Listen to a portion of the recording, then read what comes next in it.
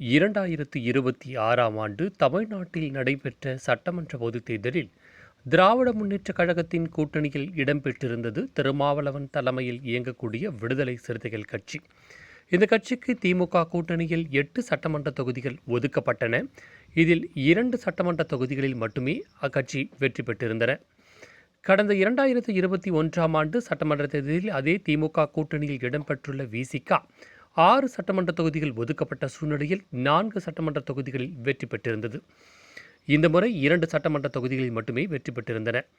2019, 2021, 2024 என 3 சட்டமன்ற நாடாளுமன்ற பொதுத் தேர்தல்களில் திமுக கூட்டணியில் இடம்பெற்ற விசிக எங்களால் தான் திமுக வெற்றி பெறுகிறது, எங்களுடைய தலித் வாக்குகளினுடைய ஆதரவுடன் தான் திமுக அமோக வெற்றி பெறுகிறது, யார் வெற்றி பெற வேண்டும் என்பதை விடுதலை சிறுத்தைகள் கட்சி தான் நிர்ணயிக்கிறது என்று பல ஆண்டுகளாக மார்த்தட்டி பேசிய விடுதலை சிறுத்தைகள் கட்சி இந்த முறை அதை சொல்ல வாய்ப்பில்லாமல் சென்றுவிட்டது.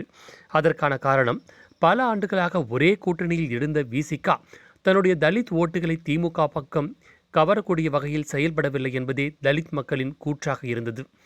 விசிக திமுக கூட்டணியில் இடம்பெற்றிருந்தாலும் தலித் வாக்குகள் விஜயை நோக்கியே நகர்ந்திருக்கிறது என்பதே தேர்தலின் முடிவுகள் நமக்கு வெளிப்படுத்துகின்றன.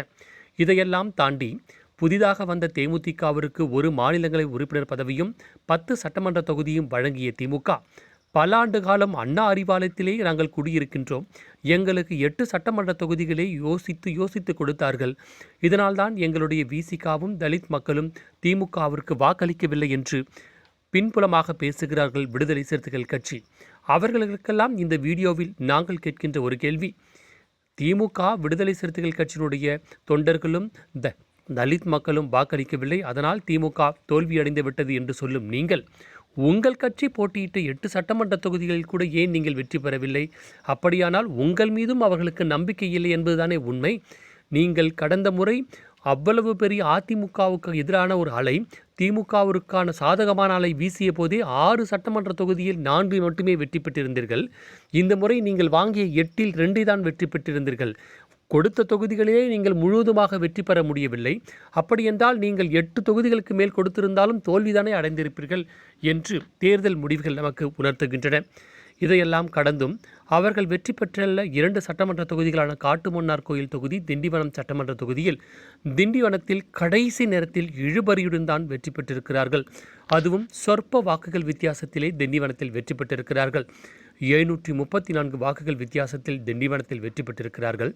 தன்னுடைய சொந்த அக்காவின் மகளான திருமாவளவனின் அக்கா மகளை கள்ளக்குறிச்சி தனி தொகுதியில் வேட்பாளராக நிறுத்தி அந்த தொகுதியில் 3ஆம் இடத்திற்கு தள்ளப்பட்டிருக்கிறார்.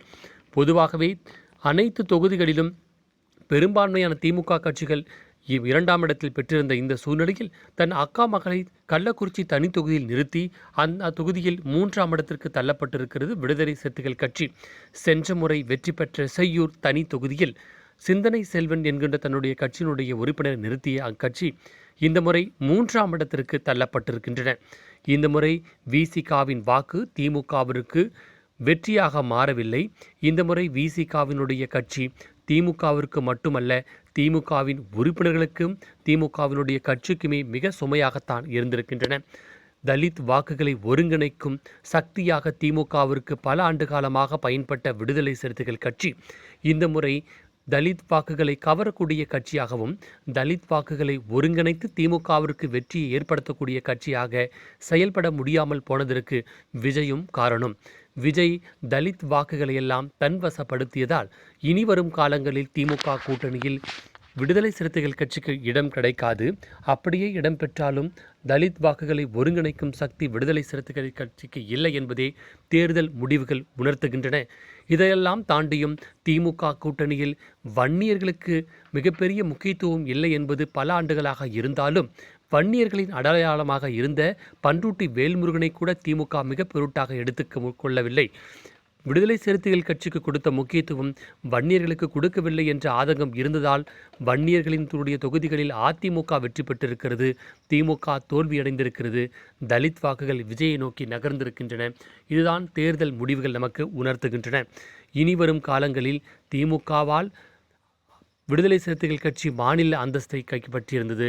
ஆனால் விடுதலை சிறுத்தைகள் கட்சியால் திமுக வெற்றி பெறவில்லை. திமுகவால் விடுதலை சிறுத்தைகள் கட்சி